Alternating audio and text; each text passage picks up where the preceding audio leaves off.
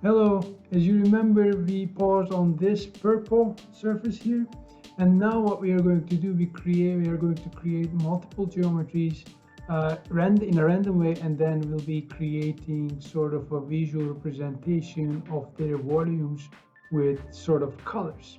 So let's see how we can do that. What I am going to do now is basically, you remember this piece of script here, I will be grouping this and then saying with a scribble color, okay? And add these two group, or we can say one color. And the next thing I'll be doing is I'll be creating sort of some geometries here. Let's say, let's create all these different sort of curves.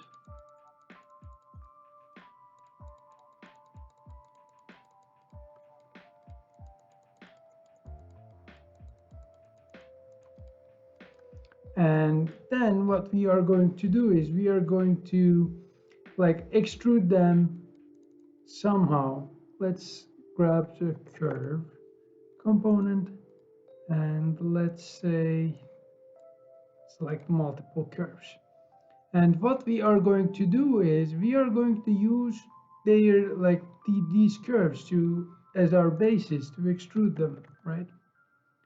And when we extrude them, what we are going to do is these are my curves to be extruded. Let's extrude them on Z direction, and let's have this time,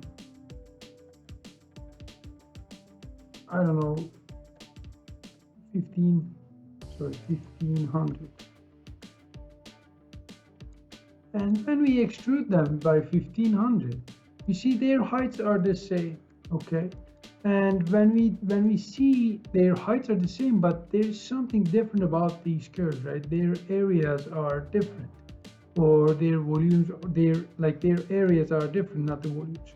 So what I can do is I can visualize their areas by using sort of a color, right?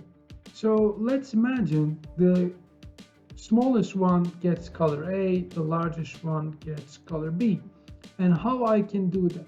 So what I would need to do is I would need to use their areas as my input, right? So if I go to my area component, I'll grab their areas. But now I need to use these areas. Now they are a lot, like they look really large because I'm working in millimeters. But what I need to do is I need to take this area information, sort of remap them and use it as a color output, right? And as you remember, as you see, they get our like midpoint of every single surface. So I can preview this off. The next thing I'll be doing is, since I'll be using color to define these values, I need multiple colors, unlike this one. This has a singular color value or predetermined color value inside of this. But if I grab a gradient, this is my preset gradient or default gradient. So if I grab this gradient, what this component does, based on a lower limit and an upper limit, in which, like, let's say 0 to 1, it ranges 0 to 1 by using colors green, yellow to red, right? But in order to understand the zero value or lower limit and upper limit, I need to understand the lower limit and upper limit of the areas. To do so, I go to math, and under math, I'll grab a component called bounds, as you remember our previous exercise in track the points. So what this component does basically takes the minimum and the maximum number of these areas. So if I say, how can I extract the minimum and maximum? Because now I have the domain that ranges from 1.5 to 3.2. In order to proceed with that, I grab deconstruct domain, because this is a domain, right? This is a domain. And my start is going to be my lower limit, my end is going to be my upper limit. And if I go hover over here to my parameter, this is asking based on which parameter I'll be using this upper and lower limit. So I'll be connecting my area here. And then if I go to display and grab my custom preview, and then this is going to be my material, and my extrusions now are going to be my geometry to be viewed, right? So if I preview this off, I'll see colors way better. But what I'm seeing here, you see, they are pretty close to one another, so they are underneath of like the green, and they go to red. The biggest one is going to be the red. And what I can do here, I can change these colors, right? Or what I can do, if I double click to the gradient, I can add another color here as a blue. I can add another color here as another blue. Like the colors that you are pulling off is from here is not super clear, but if you see this menu here, color on the left, you can select a color on this menu by web or system or custom. So let's say slightly less greenish here, lime.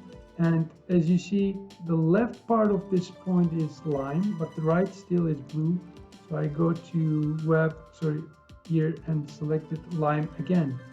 And like, let's say this one can be, I don't know, like this yellow, and this one can be this yellow, and we have something as such. And if I say okay to this, now I have more colors in, but that doesn't change much because you see we don't still have much of a curves here. So if I increase my number of my curves here, so put something like this, let's put something like this, let's put something like this, let's put something like this. And if I reorganize these, selecting multiple curves, you see now I have way more colors. And obviously we can select these presets, like, I don't know, red to blue. Obviously if I put start to the end and end to start, what I see is the larger one again is red, and the smaller one is going to be the dark blue, and the others would change in between. Obviously I can put this pink over here. So that's basically pretty much it for this video.